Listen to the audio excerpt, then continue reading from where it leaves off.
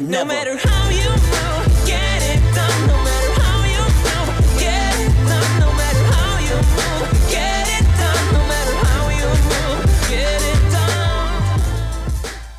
Okay, people, so December 13th makes it a full-on year since the end of the original run of the Chainsaw Man manga. Since then, it has been a bonanza and a frenzy of fandom that has come following the end and the conclusion with chapter 97 of Chainsaw Man Part 1, which for starters, one of the biggest things that came to me as a shocker on December 13th, or maybe a little bit before that when the announcement came, was the fact that Chainsaw Man ended. Like, seeing the manga sales as I was reporting them week in and week out every time a volume would release and whatnot, it was under the assumption from a lot of us that, oh yeah, Chainsaw Man, it's gonna go for a grip, it's gonna go for a minute because it's doing so well. They're gonna be, you know, just enthusiastic about continuing to push this forward, and ultimately, yeah, it's going to keep on making them money, so why would they put it to a halt? However, we were all dashed and crashed when it was announced that Chainsaw Man was coming to a conclusion, again released officially over here in the West December 13th, and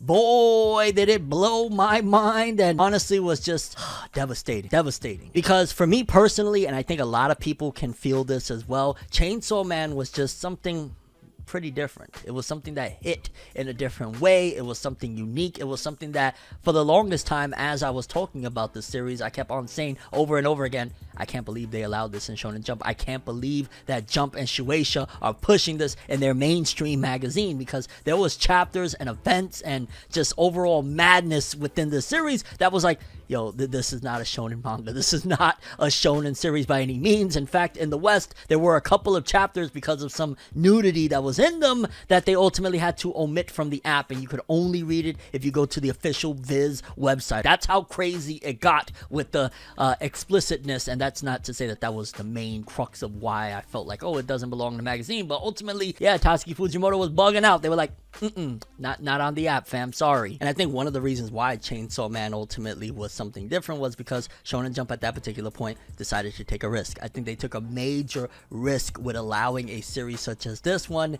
into their magazine, because ultimately, like, if you go through Chainsaw Man, it's just such an insane blend of, like, if you need that shonen aspect of battles, it's in there. If you want some very interesting and crude humor, it has that too. And then the cast of characters, like Chainsaw Man just brought something that the entire time that I was reviewing manga here on YouTube in the last 10 years, I haven't seen at the very least from Shonen Jump. The characters felt like sometimes they were, wow, like too mature to even be in Jump. And then even when they would get immature, it just felt again a different type of immaturity. Maybe it's something that resonates with the West. Maybe it's just something in general, because in Japan, Chainsaw Man is freaking huge as well. It sold millions upon millions of copies. For starters, the dynamic of Denji and Makima, that's something that is just very unique. It's almost like, you know, he looks up to her so much, and throughout the series you see as he's continuing, like, he looks up to her, wants her to look at him in a different light, but ultimately, yeah, if you read the series, you know what type of time Makima really is on. It's almost like a sick love story that is masqueraded with all this insanity of devils and going to hell and people getting murdered and stuff like that. Like, it's kind of masqueraded within that, because the love story essentially is Denji vying for Makima's affection, and, you know, he goes through different relationships in between there. The stuff with Reze, oh my god, I'll never forget Reze. Just quickly, I want to throw in there that Reze, an amazing character. I'm not even gonna lie, to this point, when I think about certain scenes in the manga between Denji and Reze, the swimming pool, the nude swimming and stuff like that, those scenes were just so beautifully done. They get me emotional. That stuff entirely was done so freaking well. But again, it's in the midst of this entire overall saga of Denji trying to get Makima to look at him like, hey, I want you to look at me like a shonen MC looks at food. Like, that's genuinely one of the biggest missions and conquests that Denji has throughout all of this. But then at the same time, amongst even all of that, is a journey of self-discovery, which is not breaking the mold at all per se, because that's just genuinely a lot of storytelling is done with self-discovery of the main character. But within that, it's almost him understanding that did I really want this all along? Did I actually want this relationship with this person? Or was that just something that was like a landmark that I was trying to reach? And in between that, I realized what I really want. And it may be immature as hell when Denji's like, oh my god, I want to be sleeping with like 10 different women at a time. I love the attention. He was almost, controlled and spoiled by the fame to a certain degree that he got as Chainsaw Man. But nevertheless, it kind of taught him something else about himself, because Makima never really was reciprocating those feelings per se, even though I would argue that she definitely led him on. Ultimately, it kind of showed him that, yeah, maybe this isn't what I really want, and maybe I'm just very young and naive. When we start off the story to begin with, Denji is like, he's a 16-year-old trying to pay back a debt that wasn't his to begin with because of his father, and X, Y, and Z happens that leads him into the clutches of Makima. And I mentioned these characters, but there's still so many other amazing characters, like one of the arguably best characters of the entire series, Power, somebody that is very, again, crude, but almost innocent at the same time because she's a devil, so it's like a mixture of both, and seeing her relationship develop between her and Denji, like at times you feel like, well, is it romantic? Because one of the things that she starts off with, like, hey, help me rescue my cat. If you do, I'll let you feel on, you know what I'm saying? Damn, I missed the old YouTube where I could just say what he was gonna feel on, but yeah. But it kind of goes from that to almost like a brother and sister relationship, because there's times where basically Power is so traumatized that she's like, yo, can you just hold me and like just be there for me? So even that dynamic between Power and Denji was strong. And mind you, I'm telling you all of this to say just one of the big things is the impact that Chainsaw Man has had on manga and anime culture. Because never in the entire time that I've been on YouTube have I seen a manga, especially in the West, but just in general all around, be this popular without an anime. The fact of how much it was selling, the fact of what it did and what it continues to do. If you go to TikTok right now, chances are you might run into a Chainsaw Man cosplayer and there's no anime, and 9 times out of 10, I know because I've been doing this so freaking long, people don't cosplay as characters that are not animated yet, because they want to cosplay as characters that are known, and usually the characters that are known are animated. So the fact that it has hit mainstream Western culture without an anime just speaks volumes of how insanely special this series really is. It's to the point that a year later, and I'm still here salivating at the thought of getting that continuation, because of course at the end it was left off that essentially we're going to be getting a sequel series, Chainsaw Man 2, that is going to be published in Jump Plus, not in Shonen Jump's regular magazine. And I'm still like, as if we just finished reading 97, as if we just finished the manga, I'm still like, I really want this part 2. Every time I think about, well, maybe I'm over it, maybe, and then I just think, Denji, Power, Aki, that relationship, that dynamic, Makima, Denji and Pochita's relationship, just so many insanely amazing things that I could tell you about this story, about this series, as to why I still am dying for it. I'm dying for the anime adaptation that is going to be done by Studio Mappa, the same studio behind Jujutsu Kaisen, the Attack on Titan Season 4. They're one of the top of the line studios, and that's also why that if they don't get this right, ooh, they're going to have so much backlash, because the Chainsaw Man fandom is just so freaking strong. And again, there's no anime. That, like,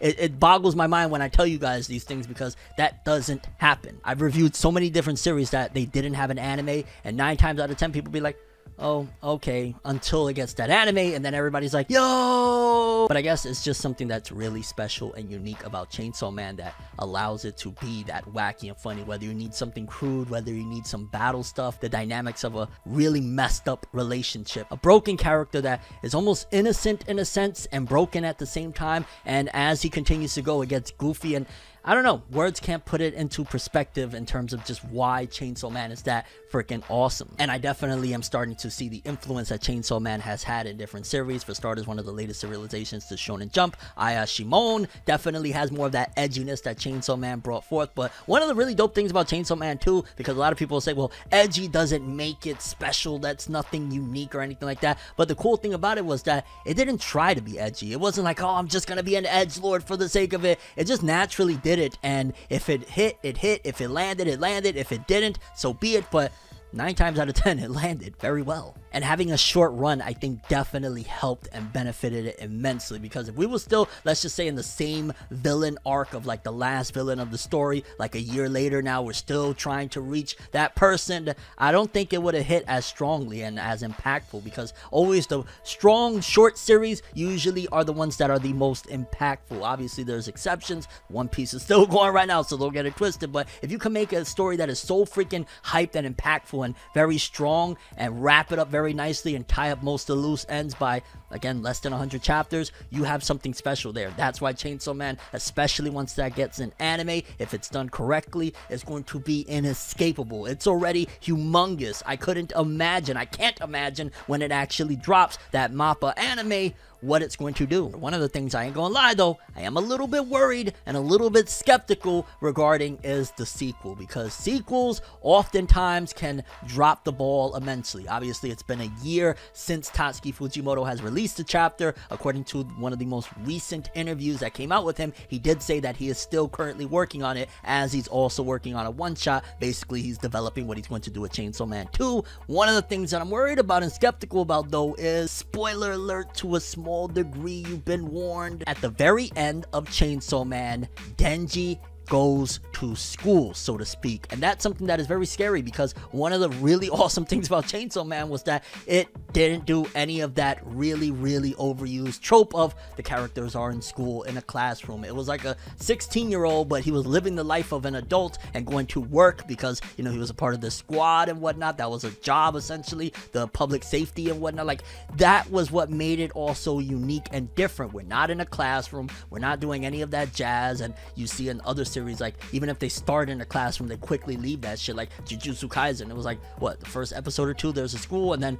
poof, even if they have, you know, the Jujutsu High, you don't really see the freaking school. So that's something that definitely worries me, and I've said that before, but I gotta say it again. It's like, Chainsaw Man is so amazing. I would hate for it to be another case of, oh, he should have just ended it with part 1. The same way people always come at Boruto and like, oh, Naruto should have ended with Naruto becoming Hokage. We shouldn't have a Boruto. Even though I disagree with that opinion, I would hate to feel that about Chainsaw Man, because Chainsaw Man to me is just special. It marks a time in my life that also I was overcoming some things and some odds in my personal life, and it was there for me. And yeah, I'm going to be very, I don't want to say critical, because I want to love and enjoy whatever comes next for this series, but I'm definitely going to be looking at it with a close eye, and hopefully Tatsuki Fujimoto can deliver, at the very least, even close to what he did with part 1, because it was amazing, man. You got great villains. You have, sometimes it just goes completely left, to the point that, honestly, there was times like the stuff when they went to hell or whatnot, I was beyond confused, but I wasn't confused in a term of like,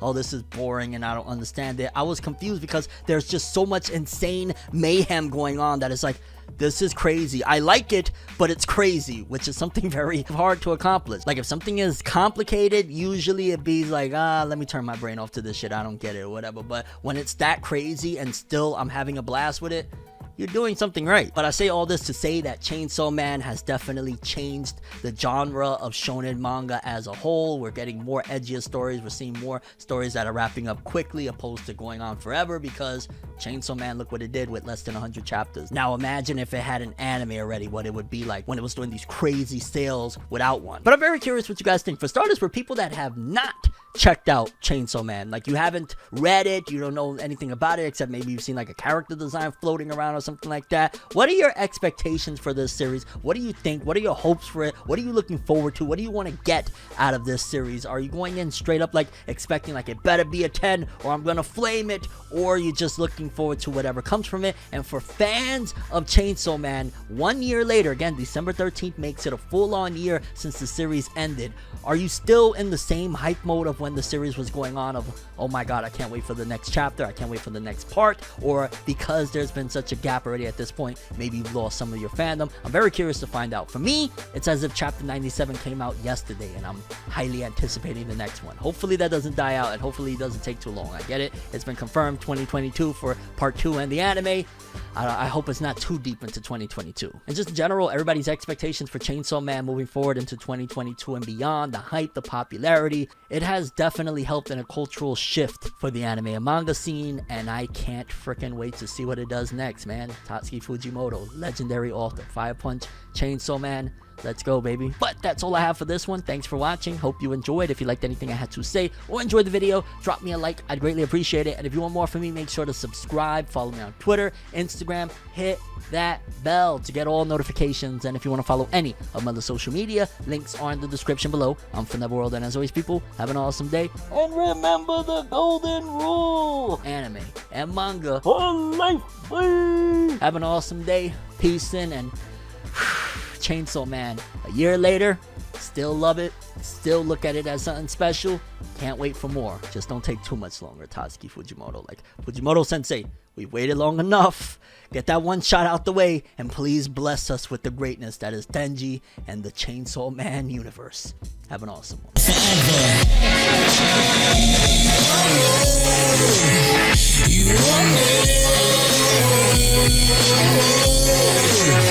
What I know, so just go.